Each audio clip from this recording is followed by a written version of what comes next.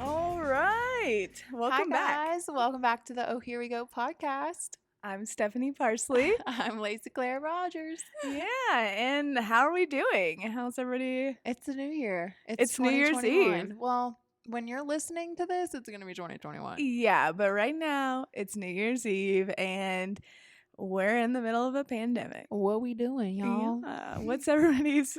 I mean, I'm asking you what your plans are for New Year's Eve, but again, it'll be far past New Year's Eve by the time you hear this. So, Stephanie and I are probably just going to have some fun in her little apartment tonight. We're going to go buy disposable cameras and dress up. And I think we should set our intentions for 2021. So what does that mean exactly? Like, is that a New Year's resolution? Yeah. I mean, anytime I have written down my resolutions, and this is before I was super spiritual and into manifesting, I've written down my resolutions and I have just forgot about them throughout the entire year. And I'll look back and I'm like, wow, I actually completed all of these without really thinking about it. Subconsciously I did. So it's kind of cool. Okay. But so is a resolution something you're giving up and an intention something you plan to do? I don't think resolutions is about giving up something, is it? Or just something you want to accomplish or something you want to work on or somewhere. Usually people are like, I'm giving up. So, oh wait, what am I thinking of? Lent? You're thinking of Lent. Oh my God. Okay. Yeah. Well, what are y'all's New Year's resolutions? Yeah. Let us know what you're working on this year. I know me personally, I would love to obviously work out every day. So what I really want to, I'm going to intend to continuing healthy mindset for my body. I really want to start again intermittent fasting, and then for lunch I want to be doing smoothies, and then dinner just eating whatever I want, but working out every day. That's something that I'm really excited about starting. Yeah.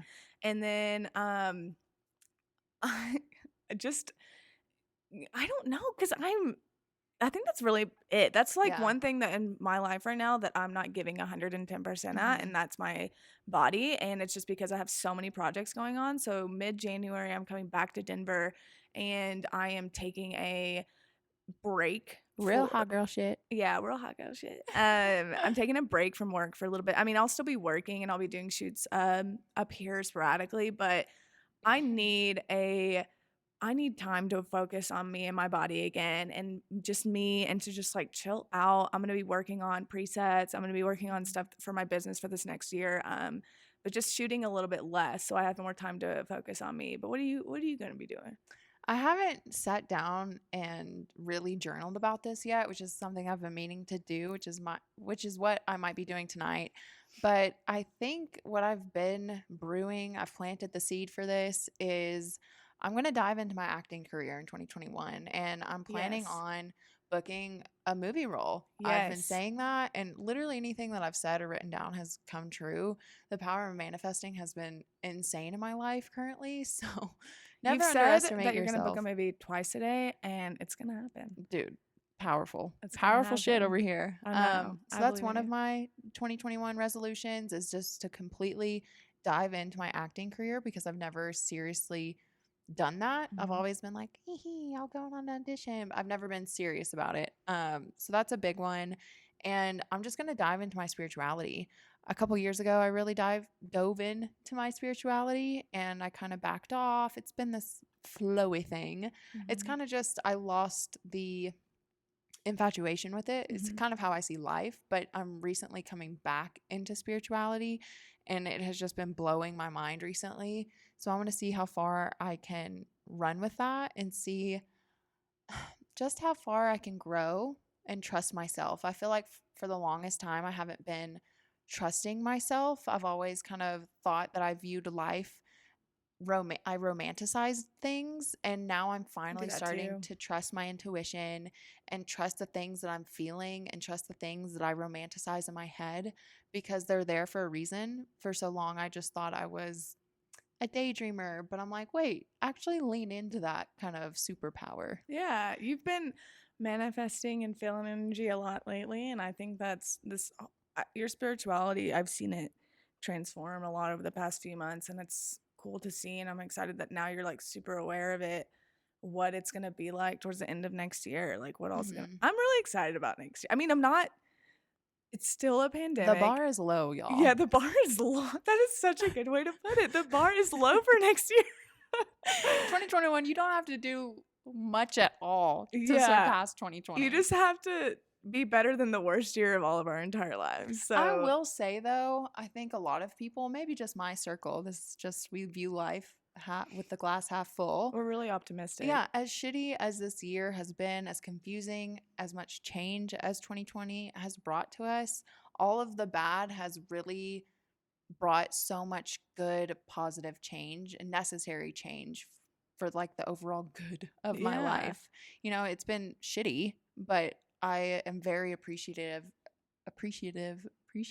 Yeah, no, I think everybody like appreciative appreciate. of where I am now. Yeah. And like if all this bad shit didn't happen, I wouldn't be who I am or where I am today. No, I think we can all collectively agree that no, nothing really good happened this year, but a lot of Internal good internal change. good change happened this year.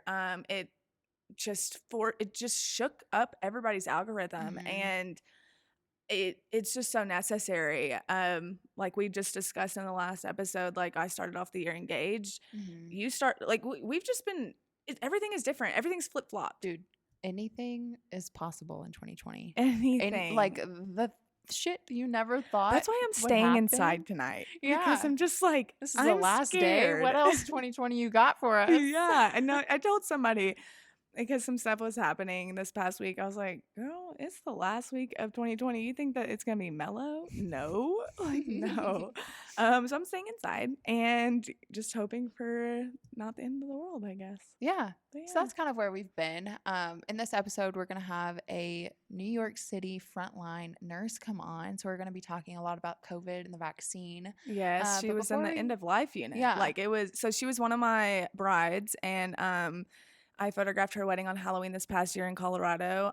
They had a big wedding planned and they canceled it and just did an elopement at the Stanley Hotel. And on Halloween, it was so cool. But this past year, she was a nurse in Little Rock and then went to New York City in the front lines in the end of life unit. So her job was basically seeing the last final stages of COVID patients, you know, as they died. And it just was.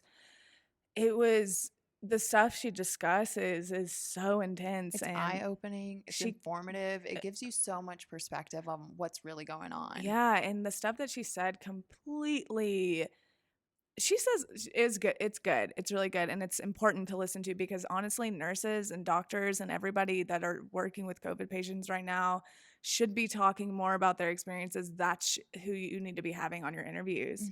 I mean, that's important. I told her this in the interview. If anybody can have an opinion on what's going on, it's the people that are experiencing it firsthand, like her.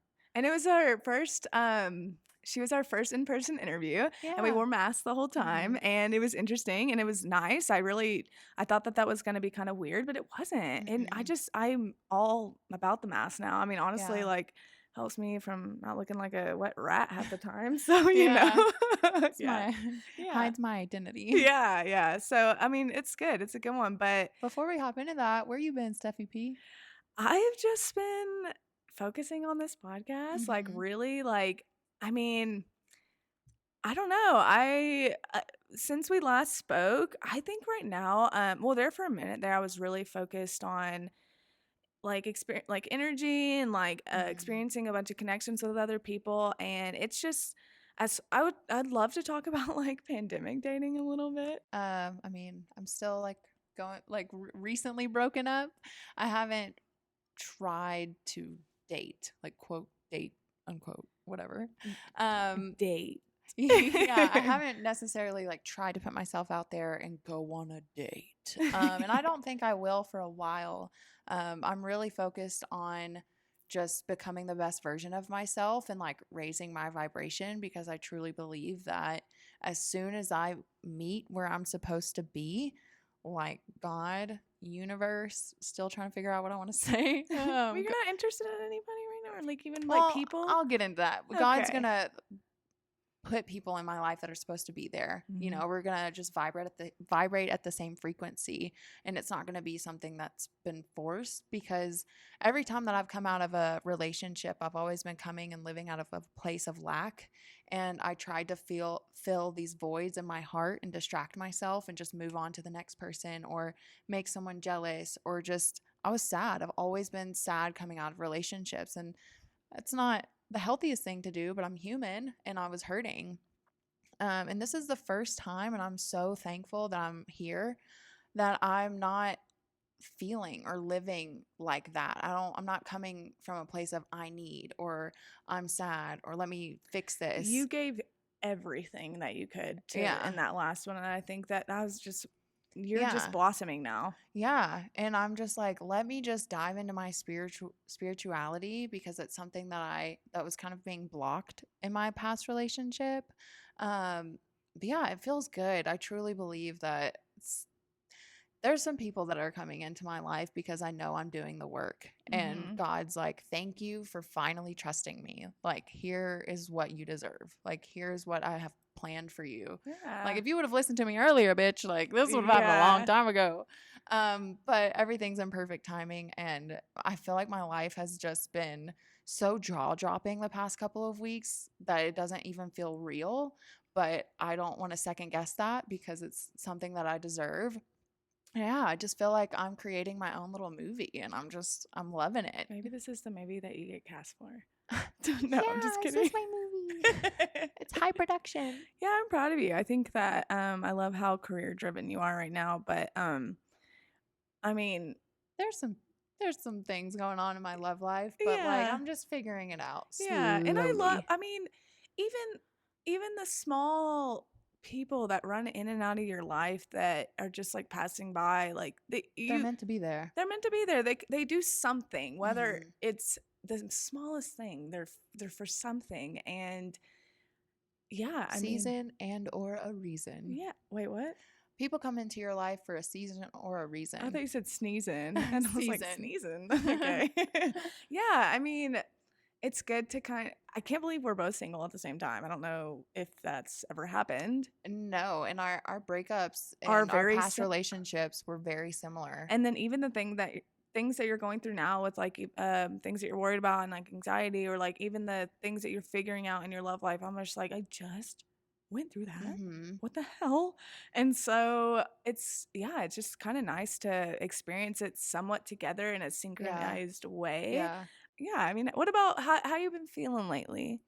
I mean, today, for example, I've been really anxious. I don't know where it's coming from. I struggle with anxiety on and off. It really just depends. I don't know. There's just like a lot of factors that can play into my anxiety.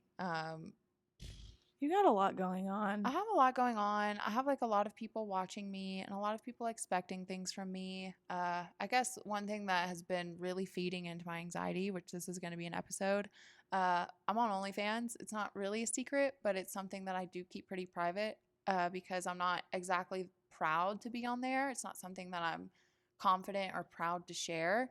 Um, I also have this website that my manager and team created for me, and I feel this pressure to perform and do all that, but I don't feel in my heart that it's right. I feel like it's just taking up my time, and it's not something I'm passionate about. My heart's not in it, and it's like showing. That really bothers me because I like to be proud of the work that I put out.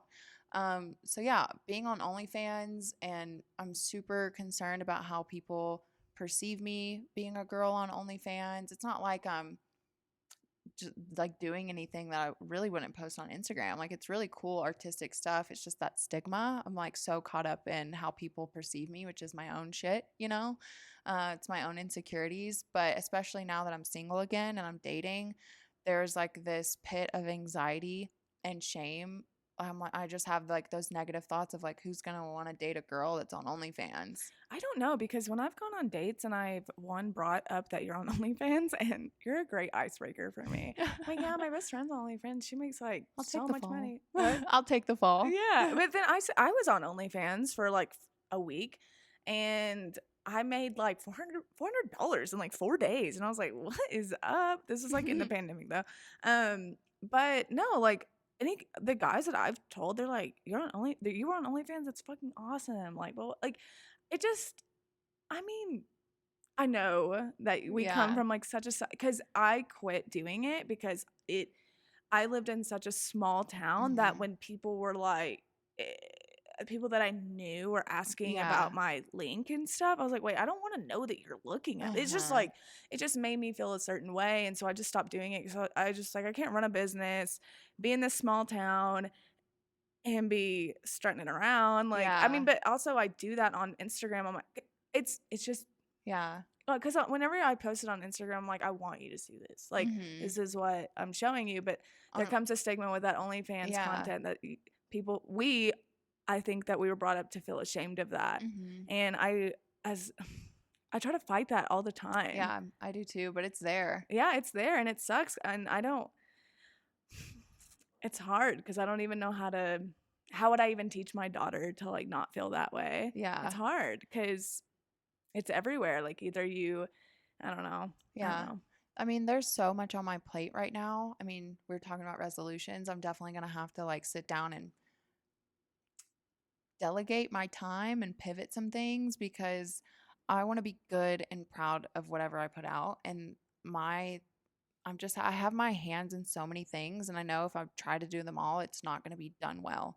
So, like, there's the YouTube that I'm being like encouraged to do, there's TikTok, Like there's the YouTube. Instagram. I mean, I'm vlogging Oh, now. yeah, yeah, yeah. Okay, Then yeah. there's podcasts, then there's OnlyFans content, then there's this website content, and now I'm starting acting, and I'm like, hold the fuck up. Like, Yeah. I'm not going to be doing well in any of this if I don't like manage my time better. That's why I'm glad that with the podcast, and then the things that we do together, I can kind of like help with that workload. Even like Hmm. we can just kind of split both the pressures of that Yeah. because you have so much going on that I don't want to really add to that. But also I mean, this you is a love, good yeah, step this is a because, good creative outlet for you yeah, too. I mean, OnlyFans has been fun. It has paid the bills in a crazy amount of way, and especially in a global pandemic. I lost my full time job. It's like surpassed my full time income, like by shit That's the ton. thing. You make so It's much money yeah.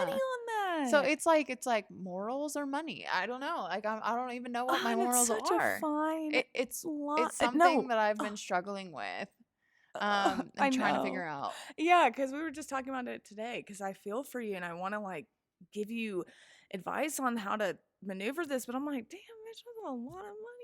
But it Yeah, also, what's worth more, like the money or how you feel? But also, the it's money is great. it's like it's how I feel. I know this isn't like a long term thing, because Yeah, you're not gonna like it be doesn't like 60 doing that, it but doesn't feed my soul. You know what I mean? Like it yeah, doesn't make me feel good. But it's definitely something where I'm like, okay, let me figure this out and like it could help. profit as much as I can, and like this is only a vehicle to get me to the next thing, you know? And so I'm being smart about it. My passion and like, I don't know, I'm just definitely, it's dying down for me. So I don't think I'll be on there much longer, just the way I feel about it. I don't know, who knows? But I'm definitely using that money to provide and plant seeds for other things in my career, like this podcast, for example, all these photo shoots that I'm doing. I'm starting to invest in the stock market and also real estate. I'm potentially wanting to start a clothing line. So it's Hell definitely, yeah. yeah, it's a vehicle that's going to help fund the things that I'm actually passionate about. And then yeah, and you never know, like you might find a spark in it again. I Hmm. was telling you that, OnlyFans, you were excited about it at one point. And so Yeah. I think now that that's how I get too. Whenever I had my like human design reading, she said to me that I'm a manifester and I'm someone who's not necessarily meant to finish every project that I start, but I'm the one that starts it. And I feel that, and I Hmm. kind of see that with you too, is Yeah. we will start projects Because and we're then curious. yeah, well, yeah, that and because they need to get done, and then she told me, she's like, you will start a project and then find all the people to finish it for you. Mhm. And I've never agreed with something more. Yeah. And I think that I feel that way with not only myself, but I see it with you too, is that we get excited about something, we start a big project, and then when we have all these other amazing things fall into our lap of like that we're interested in, we Hmm. kind of lose interest in the Right. other things. But it's just, and then where I could quit that project, particular thing with you just so happens to make so much money. So Hmm. it's like, Yeah. I mean, it was really cool at the beginning to kind of get to know myself in that way because I have those Southern roots in me and those groomings where I've never felt comfortable or like it was okay to take pictures in lingerie. And Yeah. so once I kind of jumped off that cliff, I was like, hey, like this is okay. This does make me feel good when I'm taking pictures of myself. Like I like doing it and like with you, but the thought of like strangers on the internet, oh, Mhm. I don't like the fact that I'm an object of sex. That doesn't really sit well with me because that's not who I am. That's not who I want to be. Yeah, no, I agree with that. And I mean, that's kind of specialize in boudoir photography, especially back in Arkansas, and that's in the South. And my goal with boudoir photography is I am shooting boudoir not for men. I'm shooting Hmm. boudoir for women. Right. And I'm shooting their bodies in a way that I'm like, girl, you're gonna love this shot. Not Hmm. your husband's gonna think this is really hot. Like Yeah. no, that is I am trying so hard to change the South's perception of boudoir because I have seen, and I mean, I want to say there's nothing wrong with this photography, and there's not. If this is your style, that's fine. But like the whole getting a girl straddled on a leather couch with a gun and a beer can and like no clothes, I'm just like, that's not my vibe. And that is why, but when people see that stuff, they're like, that's what they think boudoir photography is. And I'm like, no, Hmm. we can be soft and feminine and delicate because for some reason getting dressed up in lingerie makes us feel good and it's a thing and everyone just needs to let it Dude, go. I've been saying this. Like, honestly, it's I hard feel for a so guy sexy to in lingerie. it's hard for a guy himself to turn me on. It's me Yeah. feeling sexy about myself that turns me on. If I don't Yeah. feel fucking sexy, like I'm not gonna be really into it. I Like have to no feel hot matter first. yeah, like no Yeah. matter what a guy really does to like get me in the mood, I'm like, bitch, I gotta get there myself. Like if I Yeah. don't feel good about myself, like fuck off. Yeah. No, yes. So that's why I do love OnlyFans is because it was a way that it was a place where I could post like sexy photos of myself because I Yeah. do love my body and I love like my It's a curves and secure place to do yeah, it. it's like I'm allowed to do that there and that is why I love OnlyFans and I love all the women on there, the men on there, I love all the creators on there that are doing stuff. So I get why you feel a tug and pull with it. And Mhm. I think that obviously whatever's gonna happen is, I think you're gonna make the right decision to keep doing it Yeah. or not, whatever you want to do, because at the end of the day, it does only matter how you feel. So Yeah. Well, this is going to be a whole nother episode. We don't want to share too oh much. yeah. Yeah, we won't get into OnlyFans because we got a lot of plans for that. But yeah, to tie it back into this whole kind of COVID situation since we're in this pandemic, yeah, like we want to know, have you guys out there, how's pandemic dating been for you, single people? Because I know here Mhm. in Denver, um, especially since the sun is like gone early now, daytime dates are a thing. Walks in the park. Walks in the park, like meeting someone for the first time during the day. I've Yeah. never really done that, but also haven't been like in the dating scene. Dude, I've always loved going on walks for dates. I think I love And that too. and it's not like a super common thing. I remember when I was single a couple of years ago wanting to go on a walk and they were like, "What?" I was like, Who? "Bitch, Don't tell me what who. do you mean? Yeah. Like, let's go on a walk." Yeah, getting coffee, going on a walk, or like bringing like a bottle of wine, but like in like a water bottle. I did that. Like that was, it was cute. And pandemic dating has been weird, but it's been good. It is what it It is is. what it is. It's been cool. But have you had to take any COVID tests before dates? Yes. And I don't know if it was be considered a date. A hangout. Yeah, I to be safe and to kind of make my anxiety and his anxiety go away, I went and got tested. Unfortunately, I mean, it was the best I could do because it was the day before. I had to get the rapid test, which I would rather get the PCR test, which takes a couple days Yeah. to get your results, but the rapid tests are like the 15 minutes. And that was kind of like my only option. So I did have to do that. And honestly, I would prefer, there's so many free places to get tested in LA.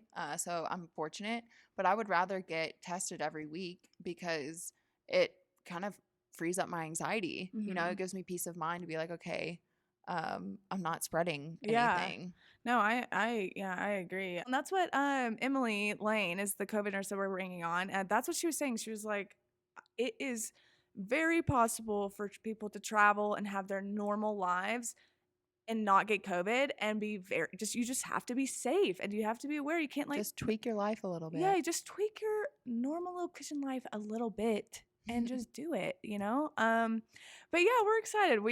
I think having a nurse on is I'm honored that she came on because when we bring people on, we want to learn something new, and we kind of go into these interviews with a topic, and we don't really we just dive in during the interview. We keep everything pretty open-ended, and we don't do that much back-end research because we want to learn a lot in the moment. And so we did on this one, and it's really good, and we're excited for you guys to hear it. Yeah, and on that note, here we go. I guess stay tuned because we'll see you in a second to introduce Emily. Yeah. Bye.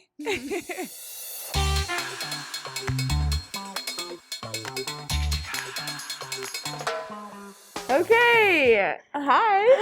Hi, guys. Welcome back to the Oh, Here We Go podcast. I'm Lacey. I'm Stephanie. And today's guest, we have Emily on. Emily, hello. She was a nurse in New York City during the second wave of COVID. She was in the end of life unit, which whenever you described that to me, that was very intense. Yeah. And I wanted to bring her on to kind of discuss that, and we have so many questions for her about like her time there during COVID in New York City, one of probably the biggest hotspot for it, right? Not anymore, but yeah, in the beginning it was the hardest hit. Yeah, and so we want to talk about that and her experience with that, kind of where she's at with it now, and yeah, I mean, So Emily, kind of like tell us what brought you to New York City? Yeah. What were you doing? Kind of like dive in a little bit about that process and everything. Yeah, so I am a nurse from Little Rock. Oh, I'm from Louisiana, but worked at Arkansas Children's Hospital on the oncology unit. So I had kids that, had cancer. So basically what happened was when COVID hit in the beginning of March, we hospitals all over in pediatrics, so children's hospitals kind of like shut everything down. They were cutting down like non-essential work, so like surgeries that were not needed for like life-saving measures, things like that. So everybody got their hours cut. Wow. And I also got sick. So I have asthma, so I get bronchitis about twice a year. Wow. So I ended up getting viral bronchitis during COVID, which was like horrible. And scary, I'm yeah, sure. And I couldn't get a test because they were only testing people that went out of the country or were around someone that was positive, even though they weren't testing people in Arkansas. So anyway, I missed the whole month of March of work. So I was kind of like panicking. I was like, what am I going to do? Like, I'm sitting here watching, Professor Lovegood talk about COVID. That's my word for Trump. Any Harry Potter fans out there? That's a great reference. He's a narcissist, takes credit for other people's work, and doesn't care about anybody but himself. So anyway, I was sitting on the couch and I was like, I'm not doing anything. Like, I'm a nurse. I'm extremely, extremely smart. Like, I can do so much, so I can help.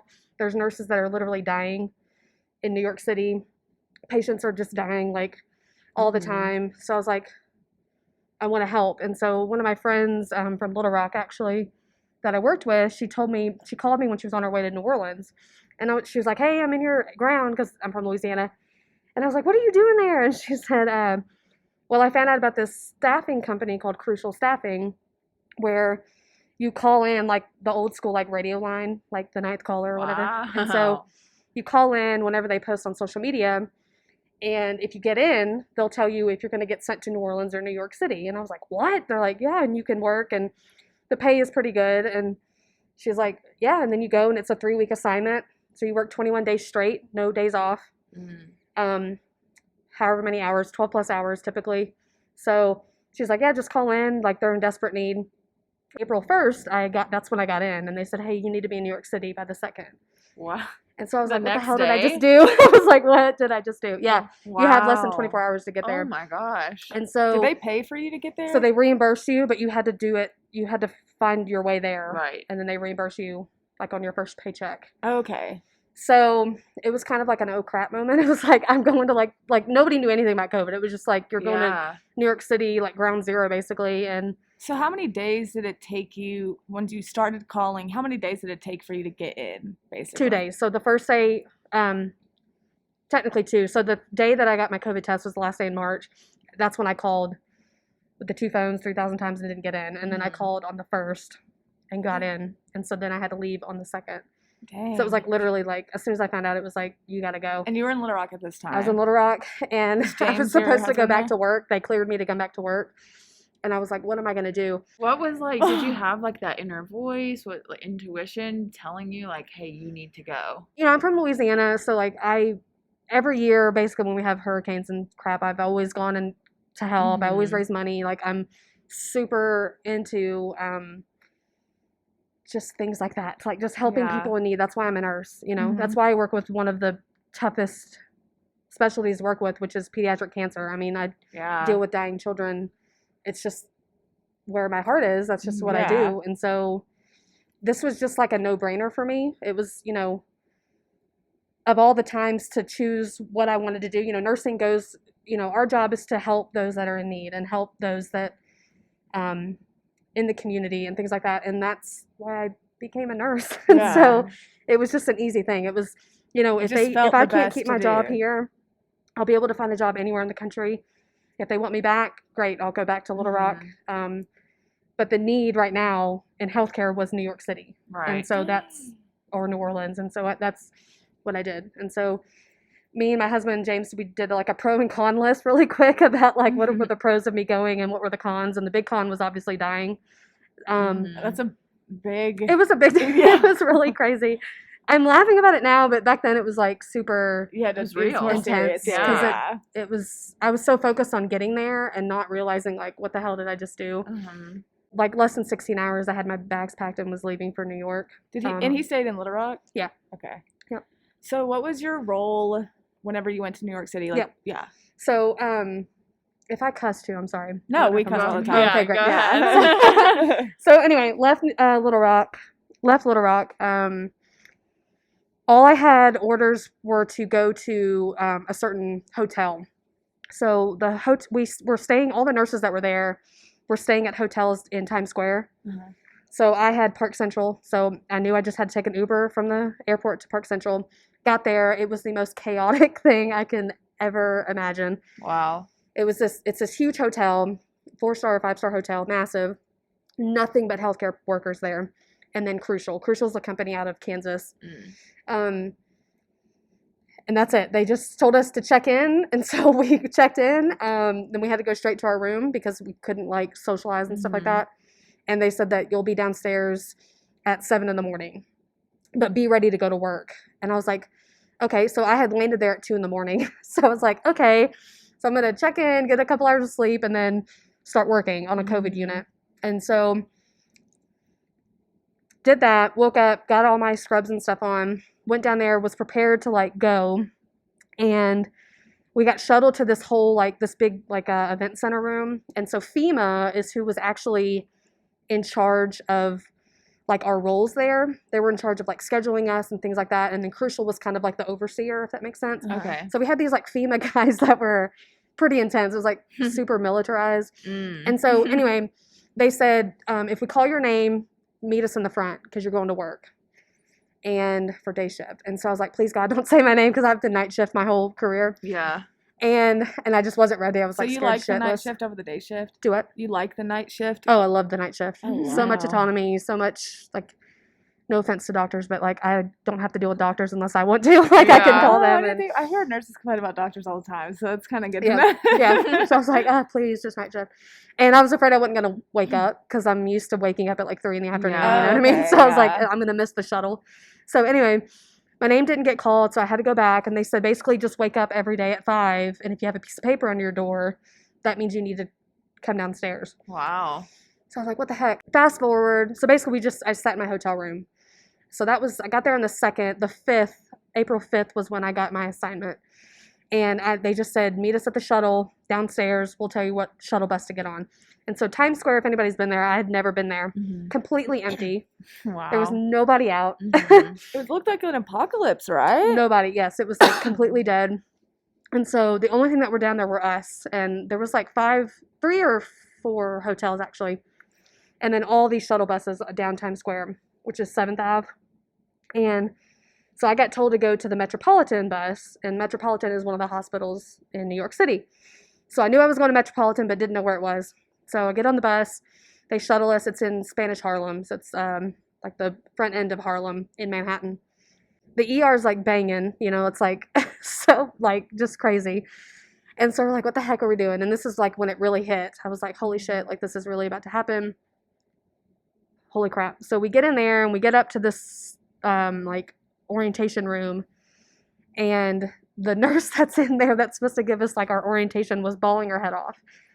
And Like crying? Crying, like Wow. crying so bad. And we're just standing there like confused, not knowing what the heck we're going to That's do. how you get welcomed. Yeah. And so, Oh my God. yeah, it was pretty intense. And so she was like, I'm sorry, you guys. I meant to be all bubbly and stuff to like introduce you because I know you guys are all scared. But she's like, my best friend just died of COVID. So she was a nurse that was at that hospital, and they found her dead in her apartment. How old was her my friend? gosh. Huh? How old was her Oh, friend? I don't know. She didn't say. She was older. I think she was in her 50s. So like this other lady walks in. She's the actual nursing educator. So nursing educators, they're in charge of educating nurses and staff. And she's crying, and we're like, what the fuck is going on? Like, what the fuck? Like one of the nurses, just, You're died. just like being introduced. Yeah. Everybody's just crying. And we're just like, holy shit, like Oh this my is real. God. So anyway, we did our quote unquote orientation, which was just us signing papers. And what they did was they said, raise your hand if you have ICU experience, intensive care. And so whoever rose their hand, and they're like, okay, you come over here. You're going to work in the ICU. And they made makeshift ICUs because we needed so many beds. So like they Wow. technically only had one ICU, but they ended up making 3 or 4 ICUs. So like pop-up ones?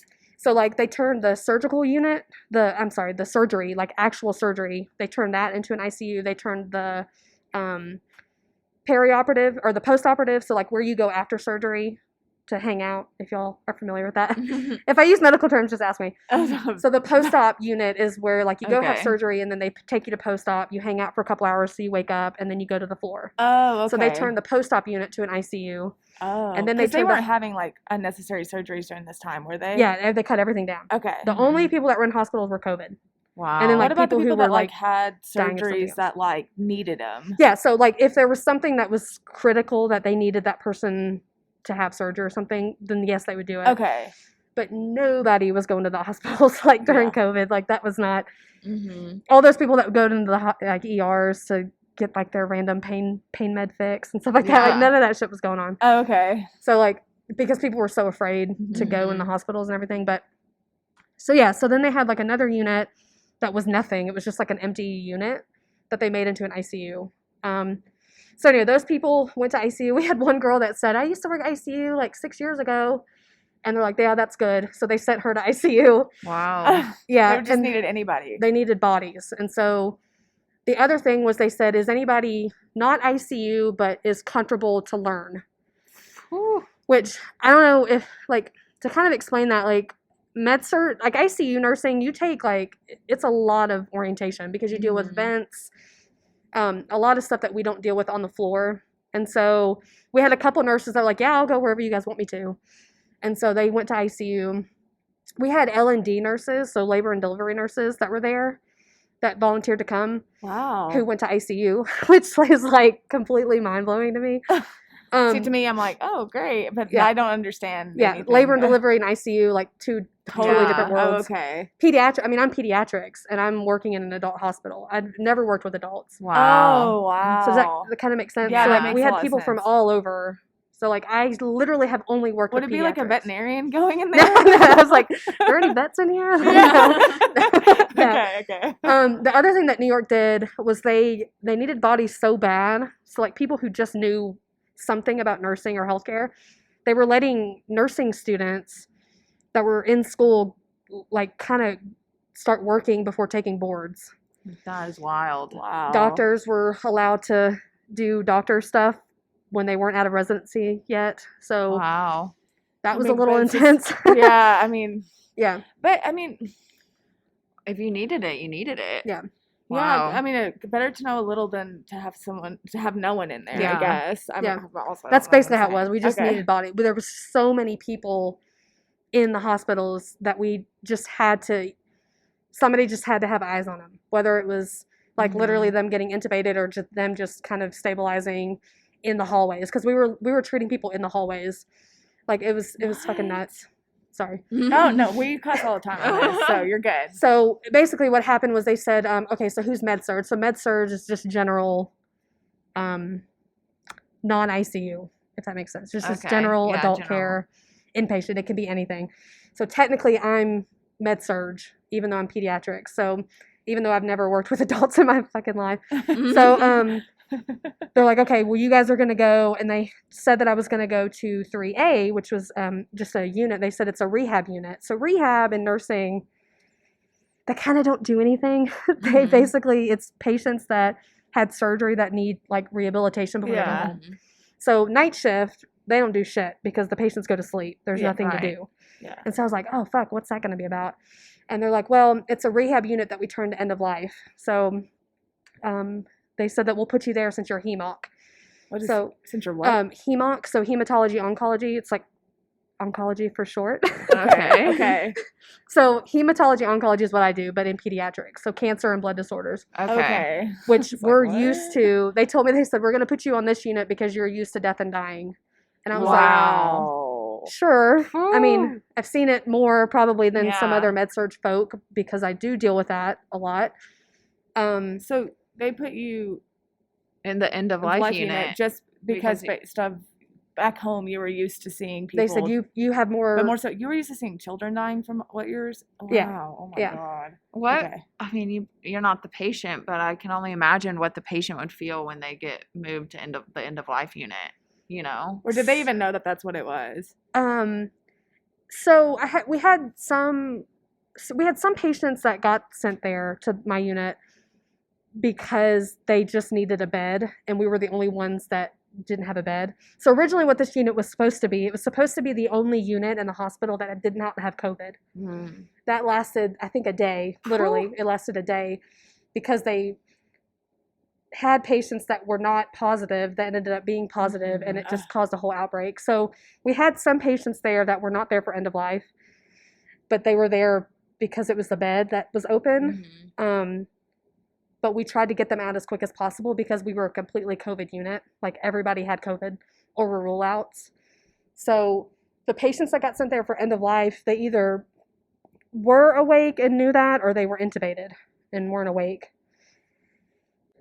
I may get emotional, so sorry. No, it's fine. So everybody had their own assignment, and so the educator was like, okay, go to your unit, this is how you get there. And so me and my friend Stacy actually got sent to the same unit, so I was really glad about that. We get there, and the whole floor, I forget how many beds it was on the unit, was completely full. We had positive patients, so patients that were for sure positive with COVID, and rule out patients. So we called them PUIs, person under investigation. We had so possible, rule out COVID, and positive patients in the same room together, which doesn't make any fucking sense.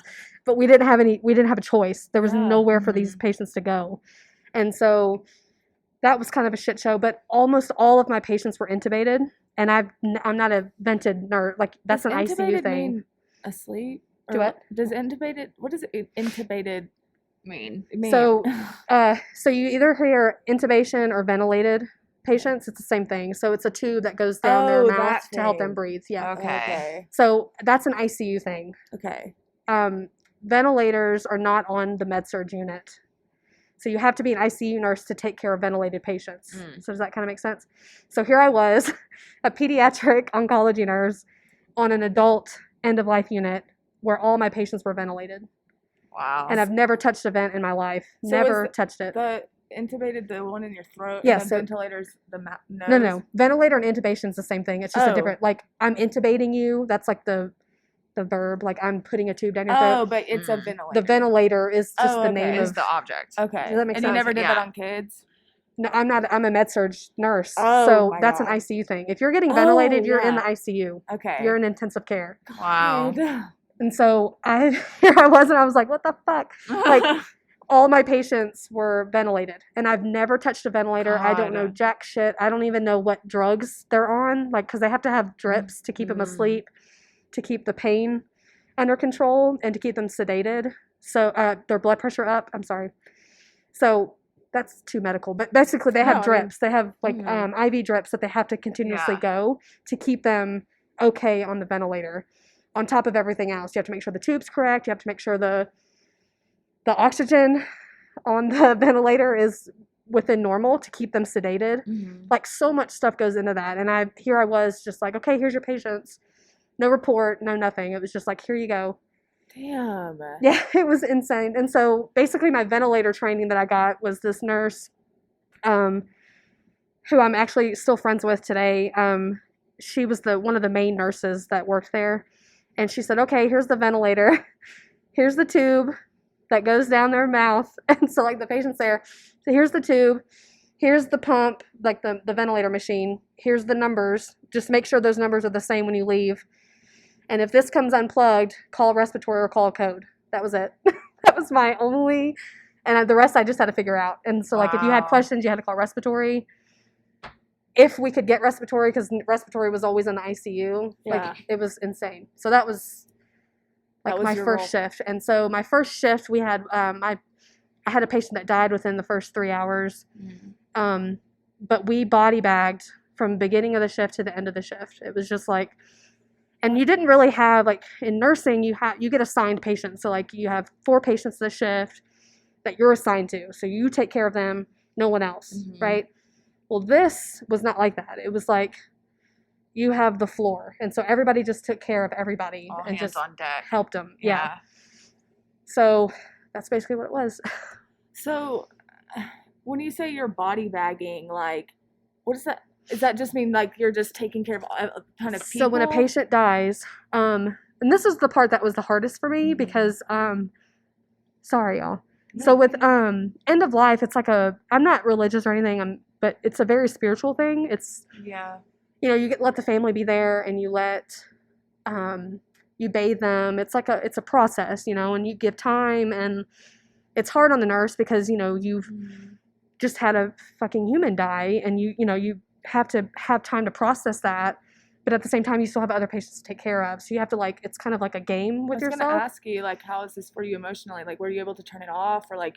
You had to, because it was just you didn't have a choice. And so with COVID, back then, we didn't know anything about it. We didn't know. The only thing we knew is that when a patient dies, their viral load shoots through the roof. So it's basically like a ticking time bomb, basically. It's basically like, for visual people, it's like, what we were told was that when they die, you have to be in and out as soon as possible. So meaning, Really?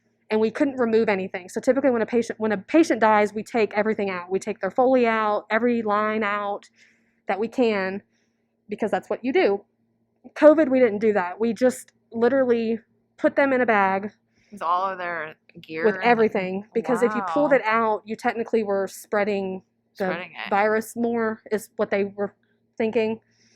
And didn't you say when they died, the infection is just like quadrupled? So the visual of it, the way I explain it is, it's essentially like gas. So let's say you had like a spray can. Like when they die, basically they're just spraying COVID. If that's kind of I had no. Is that's that what true? we were told. And I'm not really sure, because I got back from Texas not long ago. I did an assignment in Texas too. And we were not doing that. We were doing proper end-of-life care, but we still weren't removing things. So I don't know if necessarily they've got more comfortable with the death of COVID patients, or if it was just, I'm not sure. But I know in New York, we weren't allowed to do it. We had to do the EKG, which is also, to we check just the heart. didn't know a lot back then, right? Do what? We just knew so much less back then, right? We knew nothing. Yeah. We knew, like, it was literally trial and error. It was like, let's try this because this is happening. Okay, that doesn't work. Let's try this. And then we had doctors who weren't even out of residency that were Yeah. acting like attendings, you know, who were like Mhm. my only go-to.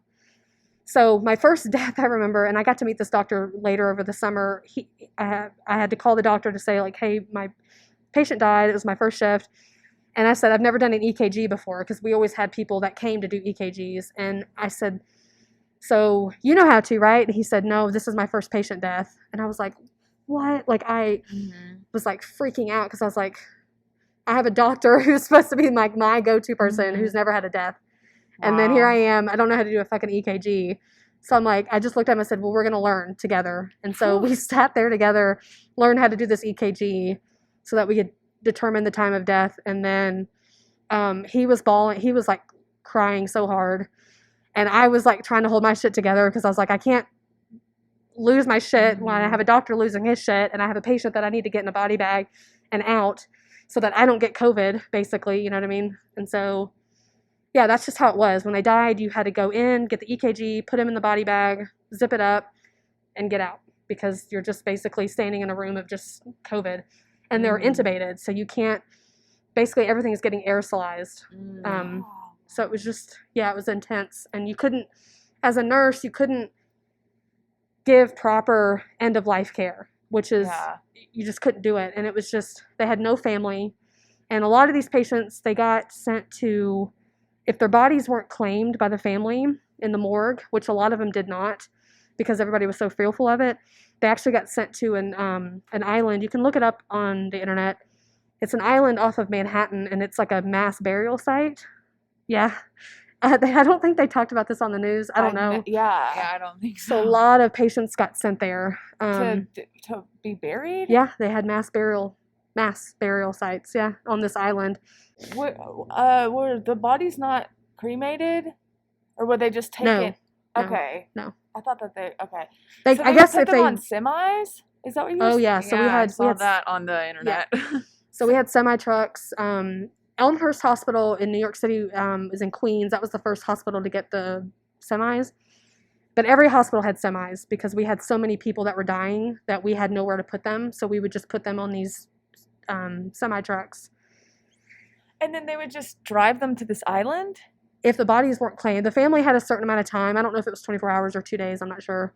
They had a certain amount of time to claim the patient, the person. Oh my God. And if they didn't, we had to send them. So they got sent to the Oh yeah. my God. Yeah. Like, what is your opinion on how, like, unprepared everybody was for, like, as far as, like, the medical side of this? Like, how do you feel about that? I think, like, our country was so underprepared. So underprepared. Yeah. I mean, it was, other than the fact, like, I think even if we had the knowledge to take care of COVID, so, like, let's say we knew exactly how to treat these patients, it meant shit, because we didn't have anybody to take care of these patients. We had nobody. I mean, when you talk about overflow, like, we had people that were getting treated in tents outside of the hospital. Like, that's how overflow we were. And then they were just dying. It's like you couldn't keep up with, we had no ventilators, we had no PPE. So N95 masks, which everybody's now familiar with. I don't think anybody knew what those were prior. No. We wear them when we give chemo, so I was familiar with them. But, you know, we had to those are one-time use. You use those one time, one patient, and you get a new one every time you go in a new patient's room. They're not supposed to be reused. So we were reusing ours up to 7 days. And the hospital really wasn't providing us any, because they didn't have any. So they were hoping that people would bring their own. So thankfully I had my own N95s, and I stole some. So, I mean, I feel like they're technically yours, so. We reused them. We put them in little brown sacks. And so we had no equipment. We had no ventilators. We had no staff. The staff that we did have, so the crazy thing that I found out too after my assignment, so like I said before, it was supposed to be a 3-week assignment. And because I had lost my job, or I technically quit my job, I stayed until they didn't need me. So I ended up staying until the end of, it was basically 2 months. I did 2 months So straight. you're supposed to be there for 3 weeks, right? Yeah. So I did 2 months Wow. straight. I had 2 days off between that whole thing. We were allowed to have Wow. one mental health day. And I had the worst patient death experience I've ever had in my entire life as a nurse. And so I was able to get a mental health day for that one. And I had another random day off because I was in finals. What? I was in Whoa. school to get my master's degree, which I graduated Gosh, a man. couple weeks ago. Oh my God! Yeah, Congrats. thanks. What? So yeah, I took a day off to finish finals. We were working about 16-hour shifts a day, 14 to 16. How did you do that? I just did it. I don't know. So I was night shift, so I would wake up early. So I would go to bed. You'd have to decontaminate in the hotel room. And then, so I'd probably be asleep by 9:30, 10, and then I would wake up about 3 o'clock, 4, and do schoolwork and grade papers, and then go to... Did you ever catch COVID during this? No, I've never had it. Should we have been prepared for something like this when it's not, when I don't feel like any country really was. No. Like, should we, but we've been through, like, there's been the Spanish flu and stuff like that. There's been a pandemic almost like, not almost, Yeah, like so- every 100 years. So we had an outbreak back in 2009. Was it 2009? I think Of so. the, what? Swine flu? Swine flu? Yes. Yeah. Well, there was a couple, but it was another SARS virus. So basically, I'm not going to go in depth with it because it's super political, but Obama, they set up a task force specifically for incidents like this. And what happened when Professor Lovegood got into power, they dismantled that whole thing, all of it. Oh my God. So, and you can Google this. This is not something I'm making up. yeah, it's because not I an hate Trump. opinion, it's a fact. Yeah. This is a fact. I just don't know all the lingo with So it. when but he got in yeah. office, they dismantled that whole part because of it was that. that we were spending money on it. Where did that money get allocated? Do you know? Not a clue. Not a fucking clue. Probably Yeah. Trump's pockets. Just kidding. Yeah, but the other crazy thing about it, because I know you have questions, was so we found out really quickly. I was working, and I was noticing that whenever I would pull blood out of my patients to draw labs, their blood was like thick like oil, like super thick and When was fatty. this? Their blood. So No, when? Back then or? back then, back Okay, in the day. okay. So back in the Whoa, day. it's changing blood. It changed their Yes, blood. so we That is realized really wild. quickly that for some reason all these COVID patients' bloods, they were clotting. So they were either dying of a heart attack, a stroke, or a renal failure. And all of my patients were in renal failure. So what happened was, to fix that, you dialyze them. You do renal dialysis. Well, we didn't have dialysis machines, and in order to do dialysis, you have to be a special nurse that's trained on that. It's not one of those things where you can learn a ventilator in 30 minutes. It's Yeah. like you actually have to, Study and like. because you're basically using a machine that works as the kidneys. And so while everyone was talking about ventilators, we're over here like screaming about needing dialysis machines, because we're like, we don't give a fuck about the ventilators. Like, yeah, we need that, but we need to dialyze these patients because they're dying That's the issue. from thickening blood. So that's Yeah. one huge thing that we learned from the springtime was, hey, look, we need dialysis machines and we need nurses that can run them. Like, yeah, ventilators, sure, but we need the dialysis machines and we need them on blood thinners. And so we started doing I never blood heard thinners. about the dialysis part of it. Do Like, what? I never heard about, like, I just always heard about ventilators. Yeah, and 'cause that's all they ventilators, fucking talked ventilators, about. Yeah. Yeah. But we also were ventilating everybody. As soon as they started having respiratory depression, we stuck a tube down them. And so what happens with that is it decreases their life expectancy less than 10%. So everybody who got ventilated died because you can't, once you get on that ventilator, they couldn't come off of it. So I did we not learned know from that. then was to Wow. not intubate them so quickly. But we also learned other medication that we could do earlier that was helping. And we were also using Plaquenil. That's that drug Trump liked to fucking talk about. We had the voodoo doctors at the White House. God. Every patient was getting Plaquenil. Every fucking And patient. were they dying? Every patient was getting Plaquenil because it's an antiviral, and we thought that was working. And then we quickly realized before I left, we're like, wait, we don't. It's causing them to die. It's causing heart failure. Oh my God. So we got to cut it. But it's trial and error. Like, that's what you do in a Yeah. pandemic. It's not like you have a book where you can say, well, how do you treat COVID? Like, Yeah, no. it's trial and error. And so we stopped giving patients Plaquenil, and then we had Professor Lovegood talking about how it works and it doesn't, and then patients would come bleaching in and- and they'd be like, can we get Plaquenil? We're like, no, no one's getting Plaquenil. Like, we're not doing that shit. So like we learned how to start steroids quicker, way quicker. Like, that's one of the first things we do. Zinc and vitamin C we're still giving. Yeah. So wait, steroids Steroids, yep. and then zinc and vitamin. Zinc and I've vitamin been C taking daily. zinc and vitamin C just Say- as a say that again? I've been taking zinc and vitamin C just as a precautionary. Good girl. Okay, good. Cool. Everybody should be haven't. taking zinc and vitamin C because it's healthy for you. Yeah. I haven't. My parents told me to. It's one of the first line treatments for COVID. Dang. It's for the immune system. Yeah. Well, so like as far as like ambulances and stuff, like was anything even remotely prepared for something like this? Like, I mean, like as far as like whenever people call, like whenever people pick them, like if they're like I have COVID and like they had called an ambulance or something, could they even be picked up by an ambulance? I mean, in New York City, if you guys can YouTube this, this is the most amazing, life-changing experience I've ever had. But what happened was, every day, I'm saying this because it started with the ambulance. Every day at 7 p.m. to 7:05, the entire city of New York City stopped and everybody started cheering and banging on pots. Did y'all see videos of that? Well, it started because the sirens for the ambulances and the police and the fire trucks and everything it was constantly going on. That's all you could hear in New York City, and everything was shut down. So all you heard were the sirens.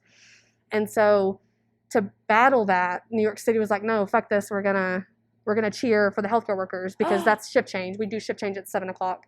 And so people would just stop their cars in the middle of New York City and start honking horns, screaming, banging pots. People were playing music outside of the windows. Like, I did see. Okay. But they did that to overcome like the ambulance sirens. But no, it was. I mean, you could call 911 and people would get there. But there's also a hospital basically on every block, and so a lot of patients would just walk up that were able to, or they had a family member that would bring them up. So yeah, I mean, nobody was prepared for this. This was a complete shit show, and there were mistakes that happened that shouldn't have happened, like with the nursing homes and things like that. But again, it's, what do you do when you're in that situation? You do what the first thing that you think of and then learn from it, unfortunately. So, but the other shitty thing about the healthcare was, and I feel like whenever I talk, I'm like an anti-American. I kind of am in a way. I think like, everybody watching this is probably okay, good. So don't judge me. No, we want to know. Like, holy fuck. Yeah. Like, Jesus Christ. So if anybody can have an opinion, it's you. Like Yeah. you were in the midst of it. That's so true. Yeah. if only it was true though. But it's another story. So many stories. But yeah, no, like healthcare, fucking shitty. It's shitty. It's so shitty. And the people that, I was in Spanish Harlem, which is not a high, income place. It hit minorities and people in poverty so much harder than it did anybody else. And for reasons, I'm not going to go in that whole like theory behind it. I mean, I have opinions and things, but yeah, it was fucking awful. And you could see, like, I took care, New York City Health Hospital, it's a community hospital. So you literally treat everyone regardless of their nationality, ability to pay. There's no questions asked. But, I've never seen anything like that. I went from Arkansas Children's Hospital, which is a magnet hospital, which is the best hospital to get magnet status is a pretty big damn deal. And to this like community podunk hospital in New York City that, buildings haven't been like rebuilt since the 50s, because they're publicly funded, was an eye opener. It was like, holy shit. Like, I'm used to having all the equipment I can have, and we're having to make up things to make our job easier because we don't have the equipment, and it was like, this is what these people, are dealing with right now. And it's like, and then you have hospitals like Presbyterian, other private hospitals that are doing fine, and they're having like excellent private care. And it's like, but the majority of the Americans are going to these community hospitals, and it's like, what the fuck is wrong with this? Like, it's insane. Yeah. Insane. Like this whole year has been divided by a specific type of like just kind of like situations like that. It's just been. I mean, I can recognize that I'm definitely in like my little privilege bubble. I haven't seen firsthand what's going on. You know what I mean? Yeah. And I feel like a lot of people that are like, this is a hoax, this is like not real, like fuck masks, like you can't control me, are in their little privilege bubble. Like they have no idea what's going on. Yeah. Like when I remember when I came back, so I went there for the first, the 2 months, and I quarantined here in Colorado Springs actually, because I was like, I want somewhere that has air, like breathable air. And I remember like that was the first time where I actually got to sit and just like Process. what the fuck just happened. And you know, I have numerous patients that died that I don't even know their names. Like I don't remember them. Who they died alone. They, you know, I don't even know where they went. I don't know if they went to the island. I don't know if their family ever got to see them. And it's just like, I come back and I have to listen to dumb fucking people literally ask me, was it really real? Did you really go there to like treat COVID? And it was like, well, I didn't fucking go to New York City during COVID to have a vacation. And then, yeah, it's just fucking insane. It's just absolutely insane. And then I do the Texas one. I did Texas back in November. Completely different world. Like, New Yorkers are like New York tough. That's a whole nother ball game. I thought New Orleans was like the strongest people, but New York, that was a whole nother ball game. And then Texas, like you guys literally had months to get your shit together and figure out what the fuck to do because you learned from New York. And nobody learned a fucking thing. And then I would treat people with COVID in Texas and they still believed that they didn't have it. Like it was still fake. Oh my God, and it was they would have it and then they would think that I'm literally giving you a fucking respiratory treatment because you have COVID. Like, what are you talking about? That's what I was going to ask you is like, what are your thoughts on like this, how the South, like, oh, shitty. They're based, like, compared to everywhere else, how they. But then here in Colorado too, and I can speak shit about the South because I'm from there, but like, you know, it's like, what the fuck are you guys talking? Like, the thing is, it's like, is it just like low IQ people? No, because like there are people the people that I've actually had the hardest time with during this COVID shit are people that are close to me.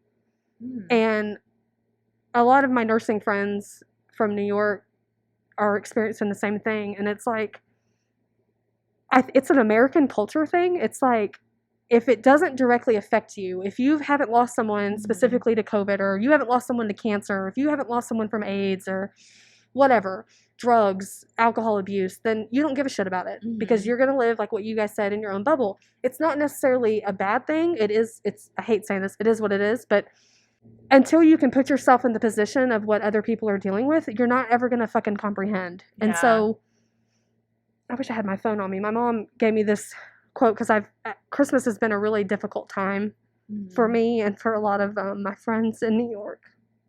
Sorry. It's okay. But like, people are so like they're into themselves. It's like if it doesn't affect you, if it makes you have to do something that's out of your norm, then fuck it. You know, like nobody wants to care about it. And then now that here we are in December versus March, like nobody cares about it anymore. It's like everyone's tired of it. Nobody wants to have to change their lifestyle to fit anybody, especially with COVID, because they're over it. And it's just like, you know, I wish it was over. I wish we could have that opinion, you know. I wish we could just live life like normal, and we can to a certain point. And I think I've talked to you about that when the wedding. Like, there's things that I know that I used to be uptight about that I have to kind of chill my shit about, you know, because I did have an experience that not everybody's going to have. But the problem is my experience isn't unique. You know, in America, we average about 3,000 or more deaths a day. That's 9/11. We're averaging 9/11 every single day, and we've been doing that for months. Wow. So that's not normal. It's not, you know, and it's not unique. There's nothing unique about that. Back in March and April, yeah, that was unique. What I did was extremely unique, but not anymore. You know, 3,000 deaths a day from one virus is not unique. And I just wish people would understand the importance of fucking science, like just common fucking sense, and the decency to care about other people. Like the mask thing, that it's not like, who gives a shit if I wear a mask for me? You know, it's not about me. It's about who else I'm protecting. Yeah, you know, what like are your you guys thoughts on masks? Do what? What are your thoughts on masks? Extremely for it. Like, Obviously, we're wearing masks right now for those that are listening. If you would have asked me this back in the spring or even early summer, I would have been like, fuck that. Like, no, I'm not hanging out with people. Like, what the fuck are you talking about? But here we are now. Like, you can be normal to a point and still protect people. Like, you can, like, you can fly. I mean, I'm not saying I want everybody to like go to the airport and travel and all this shit, but if you would necessarily have to, wear an N95 mask. You can buy them at like so many places now. You can buy the filters. Like, there's things that you can do. Wear a face shield, wash your hands, social distance, wear a mask. So you do agree that these work? 100%. Okay, great. And Okay. like I've worked in New York. I worked in Texas. I've flown. I Yeah. stayed in New York City to finish school. So I was in New York City from April 2nd until October 25th straight, or minus the 2 weeks I quarantined. And I've never gotten COVID. I've never had it. I follow the protocol. Yeah. And I know that people can do that. We can have businesses open, because I know there's a like economy versus saving life thing. It's completely valid. And I think that's where a lot of like the Republicans. Yeah. I have friends that are Republicans, but I'm just saying, like, I know that that's where the argument is. There's and it's like, you can have stores stay open and be safe about it. You can have, restaurants open and be safe about it. You can go shopping and be safe about it. You can travel and be safe about it. You just have to change your fucking routine. Yeah. You have to make minor adjustments. Like, wearing a fucking mask is not the hardest thing. If I can wear an N95 and a cloth mask and goggles for 16-hour shifts hours a day, you can wear a mask going outside or to see someone. And if you can't go, like, like if I wanted to go to Pikes Peak, outside with some friends, I can do that, not have to wear a mask because I'm going to social distance. Yeah, right. It's fine. You're protecting people, Yeah. So we didn't know that back in the spring. That's why everything shut down. Yeah. But now we do. Yeah, and you just have to do minor adjustments. How do you think the New York governor responded to the virus versus like other people like Asa Hutchinson Or from Arkansas? the Texas governor. But since you're from Arkansas, well, you've lived in Arkansas and you I've kind lived of in know Arkansas, a lot of Louisiana. governors, I guess. What is your? I love Cuomo. Yeah. Love Cuomo. Love him. I watch his daily updates every single day. No, I love him. I think there were mistakes that he made. I think he didn't act sooner than he should have, but nobody did. Mm-hmm. And I think the big mistake that he did do was the nursing home situation. Which was? We put COVID positive patients in nursing homes, which was a disaster. Oh my God. And it wasn't there's a lot of reasons behind that. It's one of his biggest regrets. I have friends What that... was the reason for him doing that? Oh, there's quite a few. Okay.